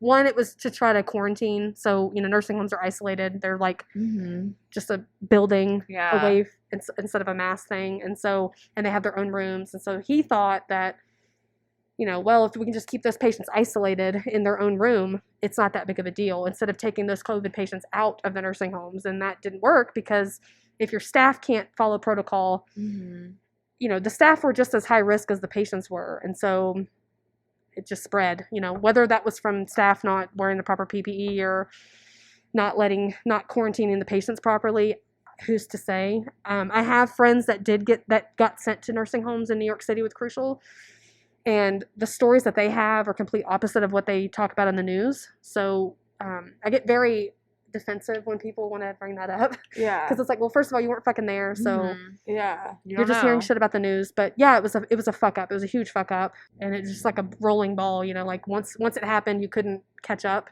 and so a lot of patients died from that, because they were all high risk. They were all elderly with a lot of comorbidities and shit like that. So I have a question. Yeah. So there is this like idea or this attitude that a lot of people have that is like, I've already had COVID, I won't get it again, or I've already had COVID, like I'm invincible, or I got 3 months, I'm good. So can you like talk about this like kind of attitude that is kind of out there right now? Is like, I already got it, like I'm good. I think a lot of that is ignorance. Back in the day, so back when I was in New York, we thought that once you had it, you couldn't get it again. We thought that. Yeah. And we thought that, well, you at least have antibodies for at least 3 months, meaning, you couldn't get it again for 3 months. Well, we found that out.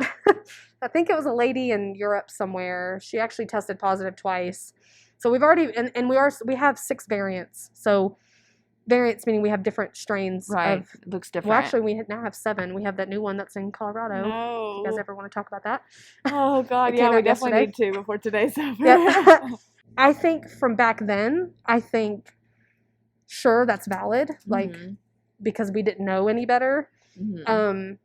But now I think it's just ignorance. I think if you're someone who believes that, you're absolutely ignorant. You So have people to know in the health field do not, when people say things like that to them, they're like, no, like that's Correct. not true. Okay, Yeah, correct. that's good to know. So for and- all of you out there, stop. I have friends You could that definitely get it again. I Yeah. have friends that have made statements like that, and it's like, I had a guy tell me that yesterday. I was like, I don't really care. Like, you know, like, like, no. yeah. So, like, and the thing is with the vaccine, that's a whole other thing. But you know, the vaccine, that's why they're saying they have no proof because they don't. Even if you get the vaccine, you're not guaranteed to not give it. You may not get sick, but you can still have it and transmit it to other people. Okay. So, meaning when you get the vaccine, you're still gonna have to do the PPE. You're still gonna have to wear the mask, Okay. social distance, shit like that. Regardless of COVID, is that how most like flus work? Or you know, if I have like the flu vaccine, I could. You know what I'm trying So to the say? flu gets a little bit, yeah, I do. So Or the just like flu's any a kind little of bit virus. different. Viruses in general, they're tricky, but like the flu, for instance, we have flu A and flu B. I don't know if y'all knew that. So we base our flu season off of Australia because their winter is during our summer. Oh. Does that make sense? Yeah. Vice versa. Yes. So we watch what they do. So if Australia has a high flu A season, then we know that we're going to start making flu A vaccines, and that we're going to give the flu A vaccine that our winter. Does that make sense? Yeah. So the problem with that is there's so many variants of the flu.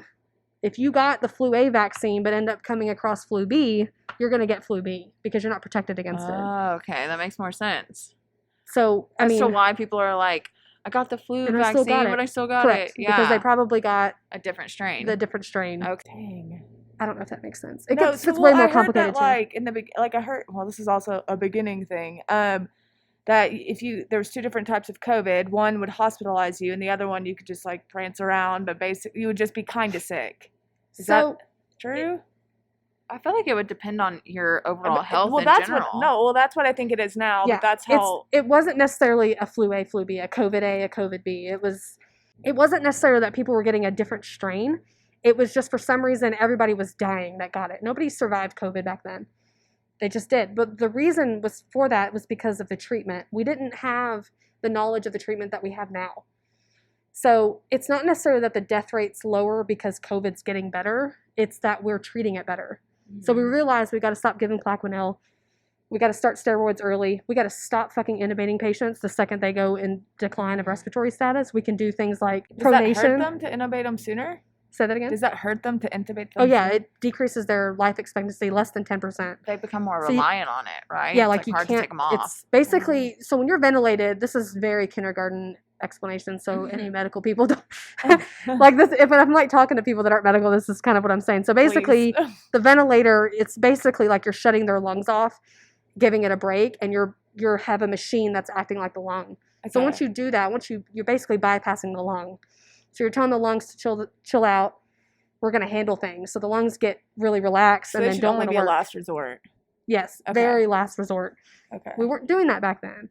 We weren't giving remdesivir. That wasn't something we were giving. We were giving like other antibiotics and Plaquenil and shit like that. So like we just learned more. We knew more about it, and I think that's the closest explanation that I've been able to find with the research that I've looked at of why it's better. But it's not that COVID, the now 7 variants, that's different. But the 6 variants that we have now, they're so identical that there's no difference with them. There's just slight differences. So that's why the vaccine covers. Like it does diarrhea is like a slight difference, right? Say that again? Like diarrhea or like Oh, like the stomach symptoms? issues. Yeah, that's Yes. like a one slight variant, right? It's not saying that if you have variant 2, I'm making that number up. Like, Yeah. if you have variant 2, you're going to only lose your sense of smell.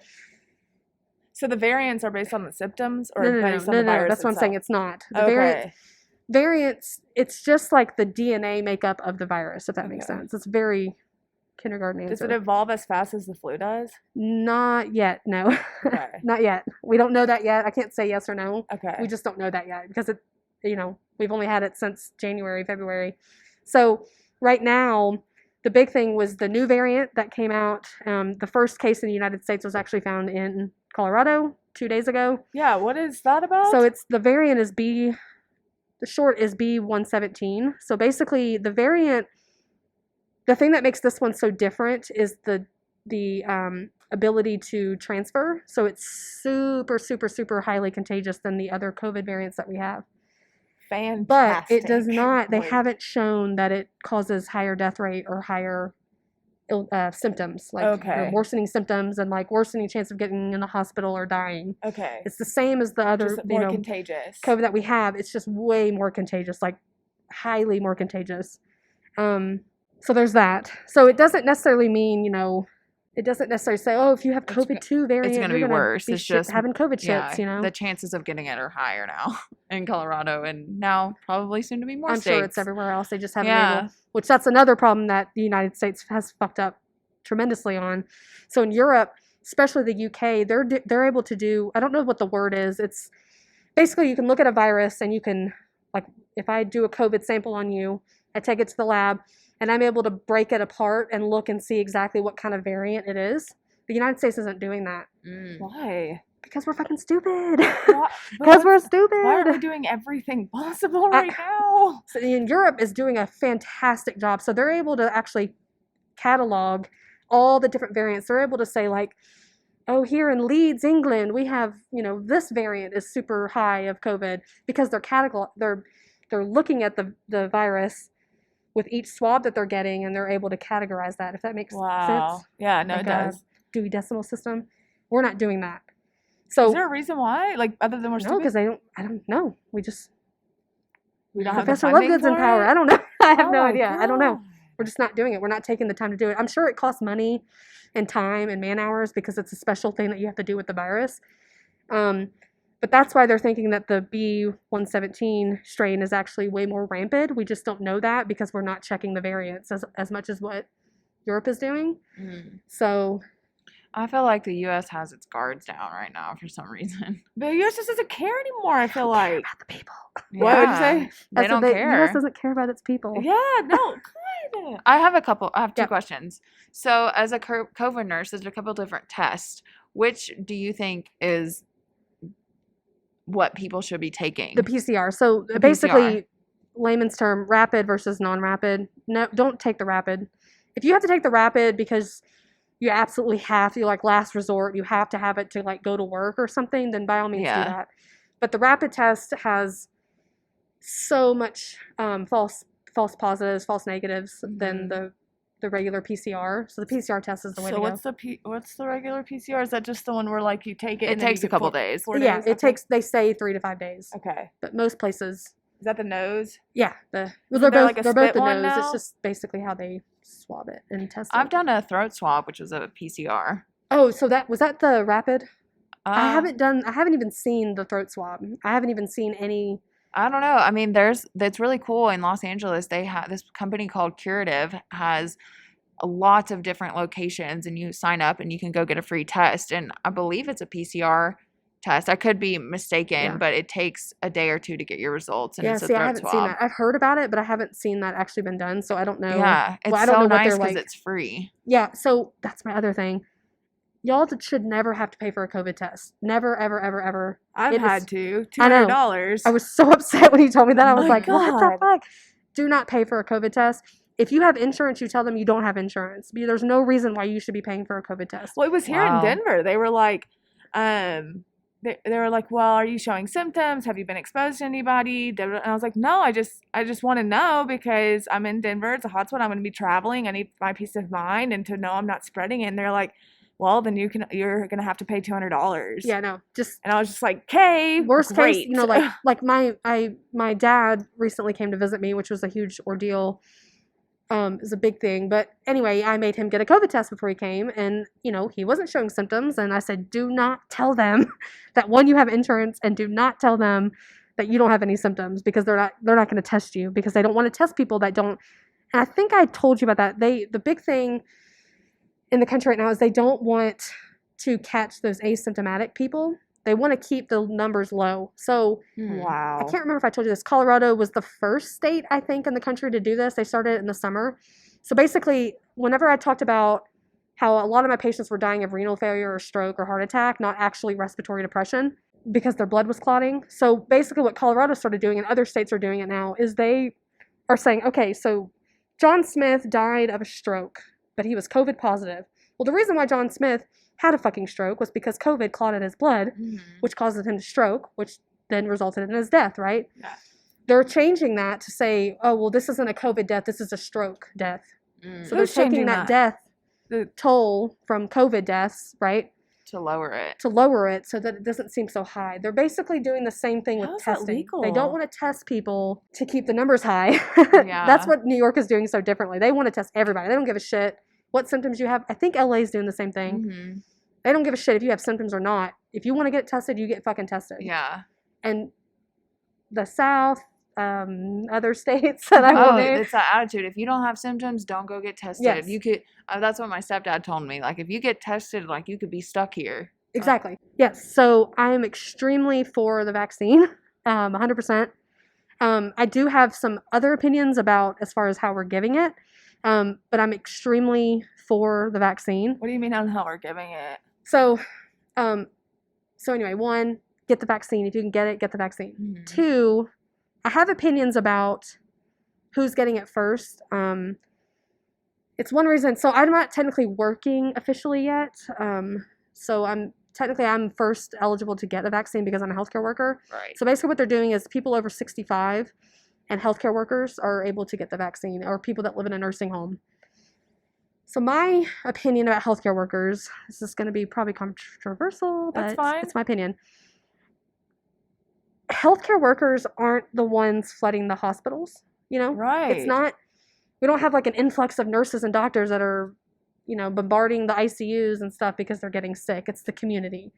So when I say that, I say y'all. Like, it's the everyday people. So it doesn't make sense to me why we're giving the vaccine first to the people that are the most protected.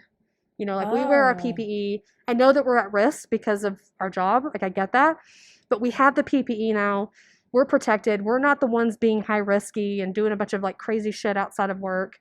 I'm sure some are, but majority. What it is, it's the everyday people. It's the moms, the dads, the uncles, the brothers, the sisters, the cousins. The people that aren't being as protected or as smart as... Correct. Because they want to live like normal. That's So so why are we true. not giving the vaccine to everyday people first to get the fucking hospitals empty? Well, that- I feel like the same selfish people are like, fuck the vaccine. Well, Yeah. and we're gonna have that. We're gonna have people that are like pro-vaccine, pro-not, you know, because they, you know, think it's gonna cause autism or kill them or something, or Bill Gates is gonna put a chip in them or something. Oh, But here we go. Yeah. no, but the flip side that I've had to learn with the vaccine was like, we've had, I think, over 1 million. This was a week ago or a couple days ago when they said like the first round of vaccines in the United States, we were able to vaccinate 1 million people. Yeah, they're all healthcare workers basically, which Damn, that doesn't could've really help been- the hospital status, but so it's still 1 true. million people that Yes. have That it won't that didn't have add it to before. it. So I'm kind of giving over that. So my dad, for instance, he's super high risk. He was hit by a drunk driver over 25 years ago. He has minimal lung capacity, super high risk, and he's not over 65. So he probably won't be able to get the vaccine until next fall, technically, summer, fall. So my thing is, it's like, how is that fucking fair? Like, my dad deserves to have that vaccine before I do, because I'm protecting myself. I don't do high risky things. The most high risk thing I did was the wedding. Yeah. Like, that was Oh, the yeah. most high risk thing I've ever done. Yeah. So like, he deserves that more. So that's where my opinion comes in. And it's like usually not, I know not in your case, but for the healthcare workers that maybe if they did get it, they probably are in a better condition to be able to handle that than someone Right. over 65 that cannot. So and the WHO, which that's another story, but they had a good like video about it where they're like, we're going to vaccinate all healthcare workers. So what does that mean? Does that mean all healthcare workers, or that means just healthcare workers that are treating COVID? So we actually have an overwhelming number of hospital workers, nurses, secretaries who don't have patient contact, management who don't have patient contact, who are getting the vaccine.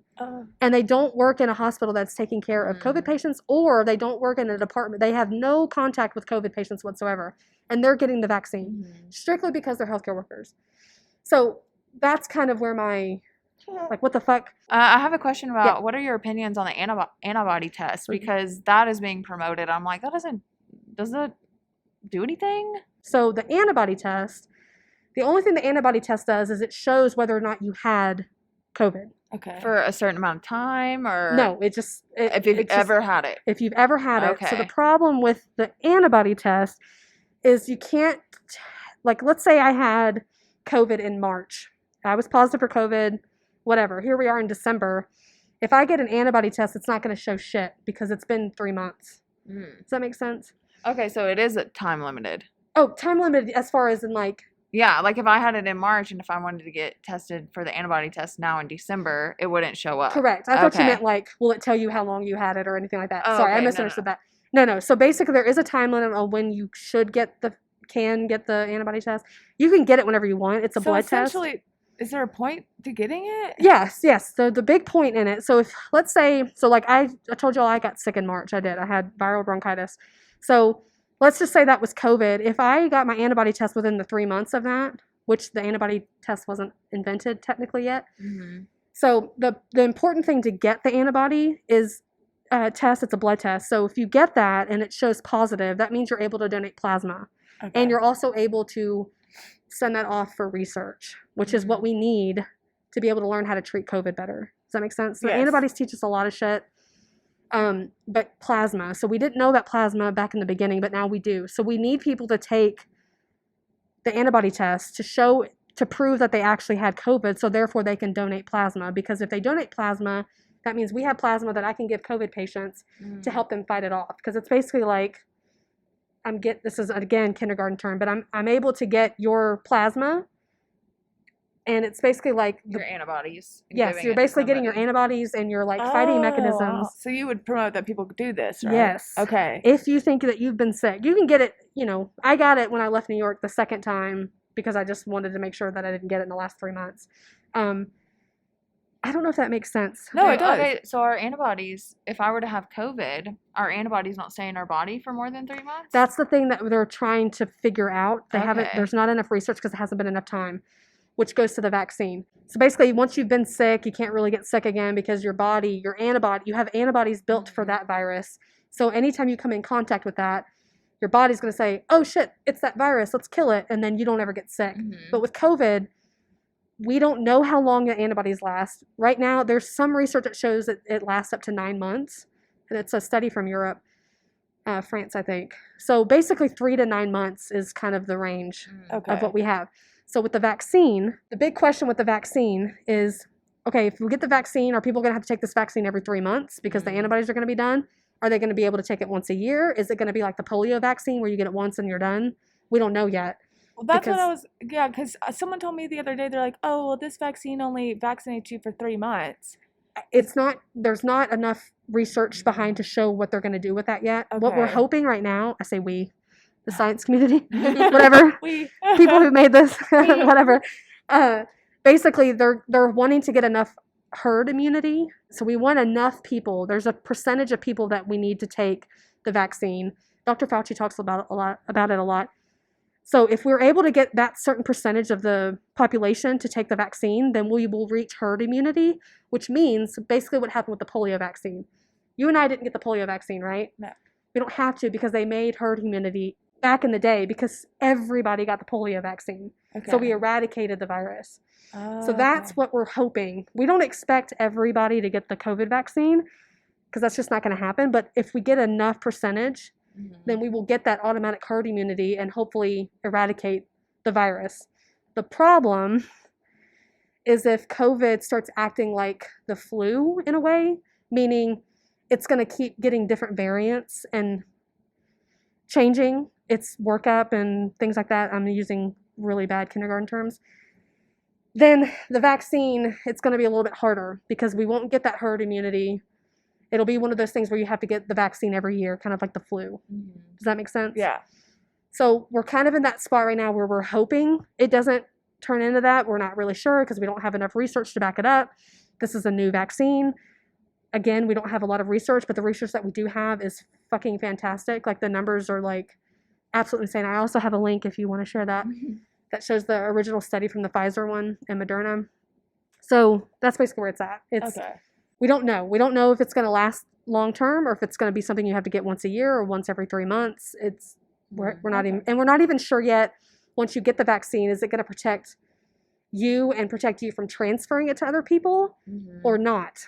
So that's why they're saying if you get the vaccine, you still need to do the proper PPE. Yeah, you still need to be careful. Because we're not sure yet if you can still pass it to other people once you get it. I know that we're kind of like wrapping up on our time with you, so I have a few questions that that are kind of more personal towards you that we kind of like want to end on. So I'm just gonna kind of like read them off. Okay, so what is something that you wish people understood or knew about working in a COVID unit and about the virus in general? Ooh, God, girl. There's probably a lot of people in the South listening to this, right? Yes, and I hope so. It's not a fucking joke. The youngest patient that I've ever treated was in his early 30s, and his whole family died while he was in a coma. Oh my God. Wait, was he in a coma from his COVID? whole family died from His whole COVID? family died while he was in a coma. He was ventilated in the ICU. From COVID? Yes, they all died of COVID. So it's not fake. It's a real thing. And these patients die alone. They die with no one by their side. It's a horrible death. Horrible. And yeah, so just because you personally haven't witnessed it doesn't mean it's not real. So wear your fucking mask. Yeah. Social distance if you can't. And yeah. Okay, good. What can friends and families of those who work in COVID units do to support and uplift them? Ooh, What? this is a tough one because this is what I've been dealing with. Sorry. No, it's a good you're- question. I It's want just, you- it's I- very this close is- to home. No, yeah. The biggest thing that families and friends can do of healthcare workers, is that what Yeah. the question is support. You know, we see things that as nurses and as doctors and respiratory therapists and techs that nobody sees on a daily basis. And so if you just support us, just understand that we're going to have a different experience than everybody else. So just take that for consideration. And know that when we asked to, you know, if we're not comfortable doing something with the family because we don't feel safe, or we ask for recommendations like, hey, can you guys please not do A, B, C, D? Know that it's coming from a place of experience. It may not be your experience, but it's our experience, and it's just to protect people, and it's not to be this uptight, crazy thing. No, so yeah. just support them. Just know that they're dealing with things and they're working every day and they're working hard to get nowhere. Literally, that's what's happening. So yeah, just support and just. Have you received the support that you like you felt like you've been? Has that been reached all around the board for you? Not all around the board, no.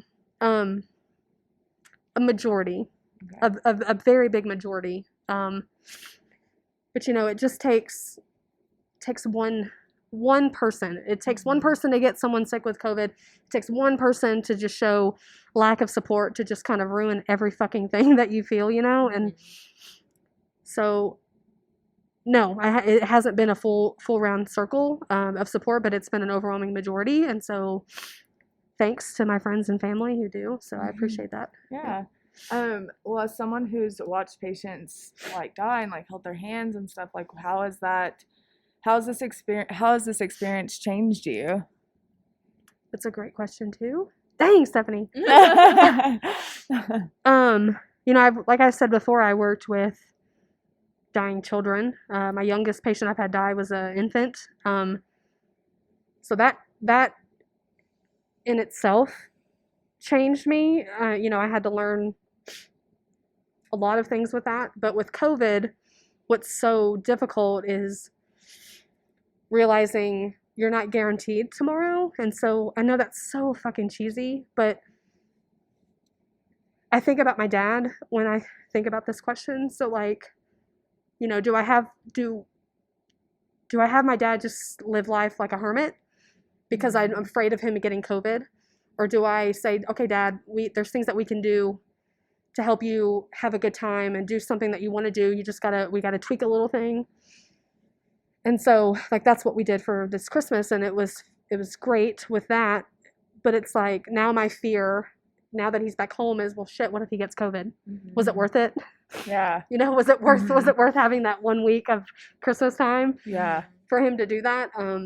and that's like a big question, but it's basically just appreciating every fucking day that you have. Yeah. Like, you know, I didn't want shit for Christmas. I never do, but I really did not want anything for Christmas this year. I just want It people felt to weird just this year for yeah giving things. It's just just weird. weird. Even the wedding, like Yeah. we I guess I didn't mention that my husband and I got married on Halloween this year, and we went 8 months without seeing each other. Oh yeah. And like, even the wedding, we had this big wedding planned, and it's like, we don't give a shit about it. We literally, it was just me and him. My parents didn't get to come. My dad didn't get to come. Like, so it was just appreciating the moment, like just appreciating this one moment that we had together. And that's what's changed for me is valuing Appreciation. what I have in the moment and not the what ifs, what, you know, Yeah. because the what ifs don't fucking matter. Yeah, that's good. So. My other question is, if Biden appointed you next month as head of the COVID task force, what would to get the pandemic under control? What would you do first? Well, first I would refuse the job offer and give it to somebody else. Okay, if you had to, because I'm not an expert. But like, what's like something just from your experience? What would be your plan of action first? Like, what if To get it under control? Yeah. I think the vaccine. I think we need. I don't know how like state funding and all this. I know like states have rights to do their own thing. I'm not a political like analyst.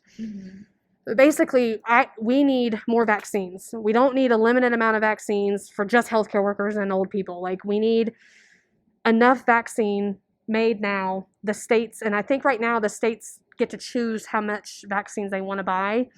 And I think that's a little bit bullshit, because if you look at states like fucking Texas and southern states, they're not going to buy as much because they don't fucking think it's real. That's insane. Versus states that do. So basically just whatever we can do to get more vaccines, to get more people vaccinated is what I think. Because people are going to do whatever the fuck they want with masks. They're either going to wear it or they're not going to wear it. They're going to social distance or not. You know, so you can't really fix that, because that's human nature and that's American nature, and Americans we're the number one conceited people on the planet. Yeah. So, but vaccination, I think there are enough people in this country that will vaccinate. We just got to get herd it. immunity, kind of hoping for. So just whatever we can do to get vaccinated. That'd be That's good. what I would do.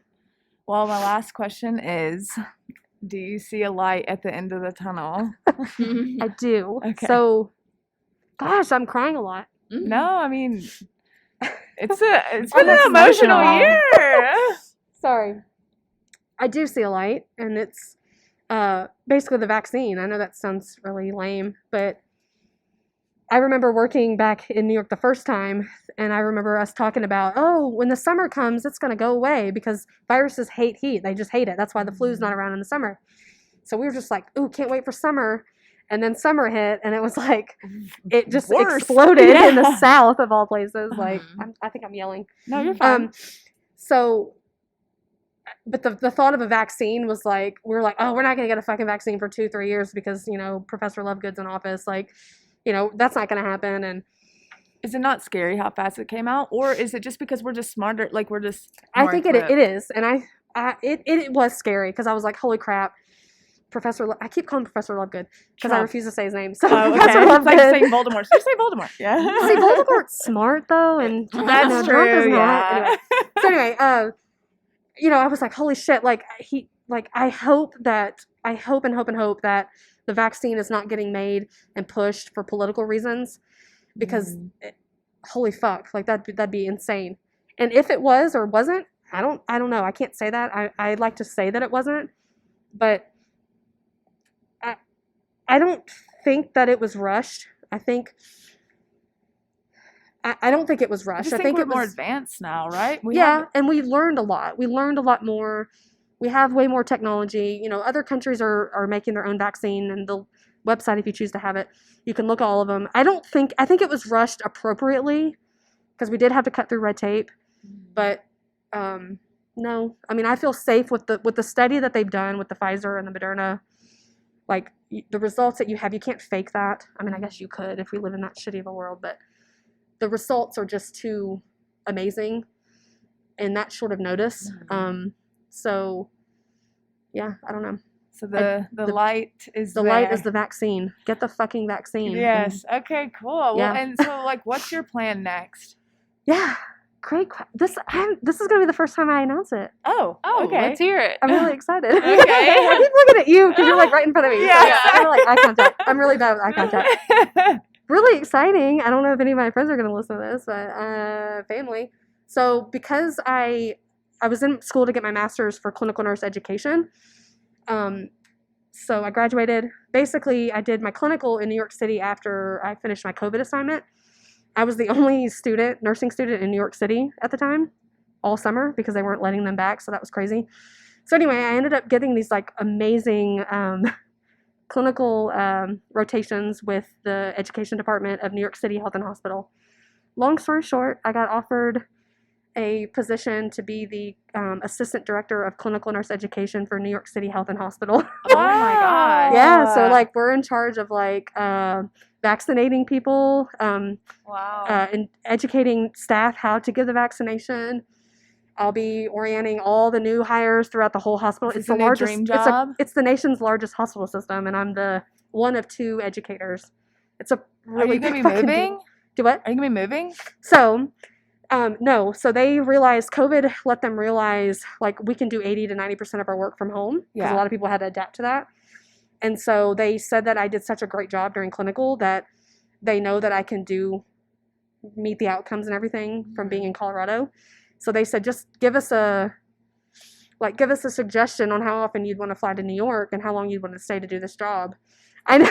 Wow, this is amazing. This never would have happened pre-COVID. And that's the other crazy thing is like COVID is fucking awful. Like just talking about the job that I did there like makes me cry, but like I don't say this out loud often, but like COVID changed my life. COVID it changed drastically all changed of our my life. lives. It's I've crazy. been saying the same thing. Like, as weird and bad and scary as this year has been, like, it's brought like good change into Yeah. like our personal lives. Yeah, like James and I moved to fucking Colorado. I From would have been Arkansas. married. Never would have thought that. We got married, and then I got the highest job I could ever get as a nursing educator. It's literally the highest position, and so basically they're gonna let me. I'm gonna work from home in Colorado, like for 1 month, so like the month of January, and then February I'll fly to New York and work in New York City for the whole month of January.